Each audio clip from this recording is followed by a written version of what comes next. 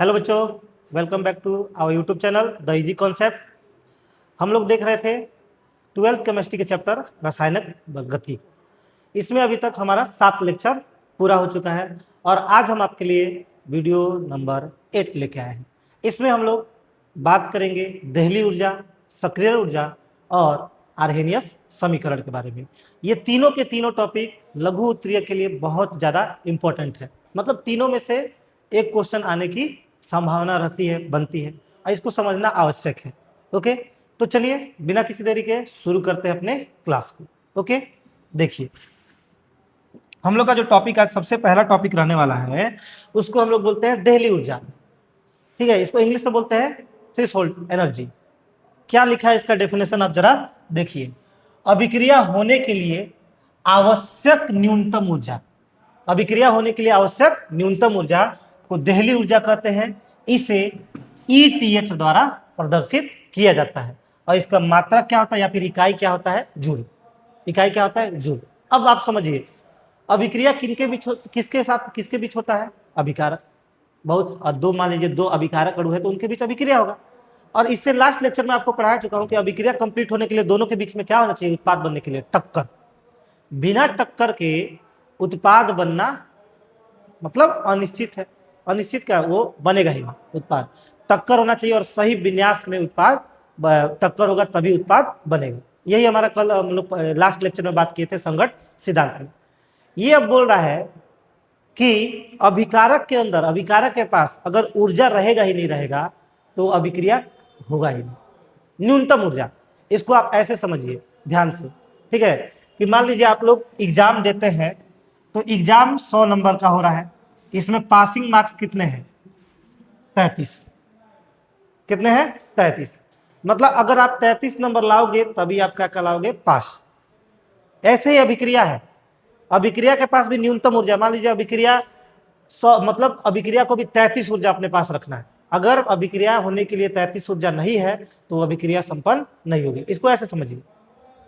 तो देहली ऊर्जा वह न्यूनतम ऊर्जा जो अभिक्रिया होने के लिए आवश्यक होती है। मतलब जैसे कि 100 में से 33।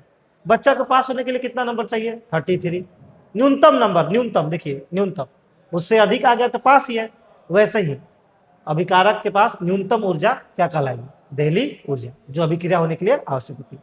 अच्छा एक बात बताइए, क्या हमेशा ऐसा बच्चा नहीं होता है? ऐसा भी तो बच्चा होता है जिसको केवल 20 मार्क्स का पता है। अब पास होने के लिए कितना मार्क्स चाहिए? 13, और 13 चाहिए तभी 33 होगा। पास होने के लिए एक बच्चे को 33 मार्क्स चाहिए। वह बच्चा अपने आंसर कॉपी में 20 नंबर का लिख चुका है, उसको इतना कॉन्फिडेंस कि मेरा 20 नंबर आ जाएगा। ठीक, पास होने के लिए चाहिए 33 और उसके पास है कितना? 20। ठीक, तो अब देखिए यहां पास जाएगा तभी ना पास होगा। यहाँ 33 पे पहुंचेगा तभी ना, क्योंकि अब पास होने के लिए कितना नंबर चाहिए? 33। तो कभी कभी ऐसा होता है ना कि अभिकारक के पास ये न्यूनतम ऊर्जा होती ही नहीं है। मान लीजिए न्यूनतम ऊर्जा जितना चाहिए उससे इनके पास ऊर्जा कम होती है। उस स्थिति में अभिक्रिया तो जब तक न्यूनतम ऊर्जा मिलेगा नहीं तब तक होगा नहीं। तो न्यूनतम ऊर्जा ये 20 से 33 पहुंचने में कितना चाहिए? 13। इस चीज को हम लोग बोलते हैं सक्रिय ऊर्जा। फिर से बता दे रहा हूं, अभिक्रिया होने के लिए यहां पर हम लोग इस नंबर को लेकर चलते हैं। अभिक्रिया होने के लिए कितना चाहिए? 33 था, कितना? 20। कितना कम पड़ रहा है? 13। तो जो ऊर्जा कम पड़ रहा है वो ऊर्जा की आवश्यकता जितनी होती है उसको क्या बोलते हैं? सक्रिय ऊर्जा। और जो न्यूनतम ऊर्जा अभिक्रिया स्टार्ट करवा देगा उसे हम क्या बोलते हैं? देहली ऊर्जा। ओके, तो आप इस देहली ऊर्जा का डेफिनेशन ऐसे लिख सकते हैं। अब अगला देखिए हम लोग का क्या है? सक्रिय ऊर्जा। डेफिनेशन देखिए इसका, वह ऊर्जा जो अभिकारकों की ऊर्जा को, अभी बताया ना, देहली ऊर्जा तक पहुंचाने के लिए आवश्यक होती है, सक्रिय ऊर्जा कहलाती है। बच्चा एकदम टेंशन में बैठा रहे, मेरे को पास होने के लिए 33 नंबर चाहिए, मेरे पास कितना नंबर है? 20 नंबर। कहां से मैं 13 नंबर लेके आऊं? तो वैसे में क्या करता है, एक बगल वाला दोस्त अगल बगल में देखता है तो कहीं से 13 नंबर उसको मिल जाता है। ऐसा ही ना होता जी, दोस्ती आप लोग जानते ही हो, दोस्त तो दोस्त के लिए कुछ ना करने के लिए तैयार रहते हैं। वैसे ही जो 13 नंबर उसको एक्स्ट्रा मिला, वैसे ही अभिकारक को अपने अभिक्रिया को स्टार्ट करने के लिए न्यूनतम ऊर्जा तक पहुंचाने का काम जो करेगा उसको हम लोग क्या बोलते हैं? सक्रिय ऊर्जा। देखिए इंग्लिश नाम लिखिए, एक्टिवेशन एनर्जी, मतलब एक्टिव करेगा कि भाई मैं, तू टेंशन मत ले, मैं तेरा अभिक्रिया कंप्लीट करवाऊंगा। वही डेफिनेशन याद हो जाएगा। वह ऊर्जा जो अभिकारक के अणुओं को दहली ऊर्जा तक पहुंचाने के लिए आवश्यक होती है सक्रिय ऊर्जा कहलाती है। इसे किस द्वारा प्रदर्शित करते हैं? इसे किसके द्वारा प्रदर्शित करते हैं? ईए द्वारा। किसके द्वारा? ईए। अब देखिए ईए यहां पास क्या हो गया? सक्रिय ऊर्जा, ठीक है। और ये हमारा क्या हो गया? टीएच क्या हो गया? अभिकारक की ऊर्जा। मान के चलिए, देखिए पास होने के लिए कितना नंबर चाहिए? 33। उसके पास कितना नंबर है? 20।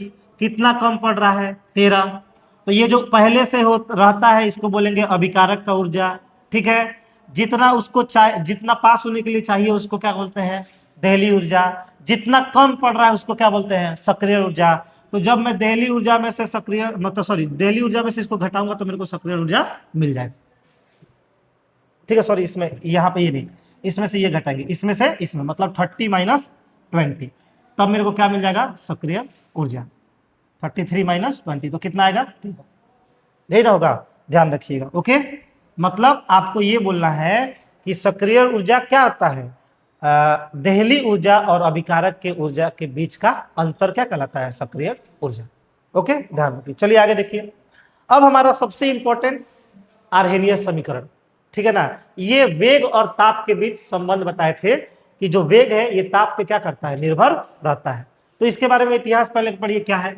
सर्वप्रथम वैज्ञानिक का नाम क्या है? जेएच वानथॉप, ठीक है, ने अभिक्रिया के वेग पर ताप के प्रभाव को प्रस्तावित किया था। मतलब बताया था कि जो अभिक्रिया है, ये अभिक्रिया का जो वेग है, स्पीड है, ये किस पर मतलब रिलाई करता है? ताप पे। आपको पहले बता चुका हूं कि अगर ताप बढ़ाओगे तो उनके बीच अणुओं में गतिज ऊर्जा बढ़ जाएगी, गतिज ऊर्जा बढ़ेगी तो टक्करों की संख्या बढ़ेगी, टक्करों की संख्या बढ़ेगी तो उतना स्पीड से वो अभिक्रिया कंप्लीट होगा। तो ताप बढ़ाने से वेग हमारा बढ़ता है। उसी के बीच जो संबंध सबसे पहले प्रस्तुत किए थे उनका नाम क्या था? जेएच वानथॉप। परंतु स्वीडन के एक वैज्ञानिक थे, स्वीडन के वैज्ञानिक मतलब रसायनज्ञ, ठीक है, उनका नाम क्या था? देखिए आर्हेनियस। क्या नाम था? आर्हेनियस। ने इसका भौतिक सत्यापन किया।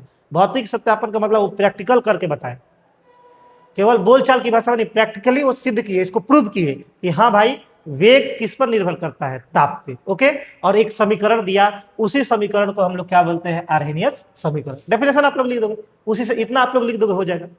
अब वो समीकरण क्या था? के मतलब वेग, ए इंटू ई का घात माइनस ए इंटू आर टी, ई ए इंटू आर टी। देखिए के यहाँ पे क्या है? के है वेग स्थिरांक, पहले भी पढ़ चुके हैं। ए यहाँ पे क्या है? ए है हमारा आर्हेनियस गुणांक या फिर गुणक, एक मान बताए। ई हमारा यहाँ पास कुछ ई का वैल्यू लॉग मान लीजिए, लॉग है तो उसको वैल्यू को हम लोग नेगलेक्ट करते हैं। ये यहाँ पास क्या है? सक्रिय ऊर्जा। ये क्या है? सक्रिय ऊर्जा। आर क्या है? गैस नियतांक। आर क्या है? गैस। क्योंकि अभिक्रिया किस टक्कर किस संगत सिद्धांत याद कीजिए, टक्कर किस अवस्था में होता है? गैसीय, बताया गया है गैसीय अवस्था में टक्कर होता है। ओके, अब यहाँ पास आर हो गया हमारा गैस नियतांक, और आर का मान आपको ऑब्जेक्टिव में याद रखना है, पूछा है। आर मतलब गैस नियतांक का मान होता है 8.314 joule kelvin inverse mole inverse. Okay, और यहाँ पे टी हमारा क्या है? ताप, और ताप हम किस में लिया है? केल्विन में। तो यही हमारा आर्हेनियस समीकरण है। अच्छा, ताप तो हमें किसी अभिक्रिया का ताप हमेशा एक बराबर हो सकता है या फिर ज्यादा कम भी तो हो सकता है, मतलब अलग अलग भी तो ताप हो सकता है। तो एक बात आप याद रखिएगा, कभी भी आपको क्वेश्चन पूछ दिया भिन्न भिन्न ताप पर आर्हेनियस समीकरण बताइए, तो उसका मान आपको याद रखना log K1 upon K2 EA 2.303 R 1/T2 minus 1/T1। फिर से बता रहा हूं, जब अलग अलग, मैं आपको बताया अभिक्रिया ऐसा थोड़ी है कि एक ही ताप पे होगा, अलग अलग तापों में तो अभिक्रिया संपन्न हो सकता है। तो अगर अलग अलग तापों पर आपको आर्हेनियस समीकरण पूछेगा तो आपको क्या जवाब देना है?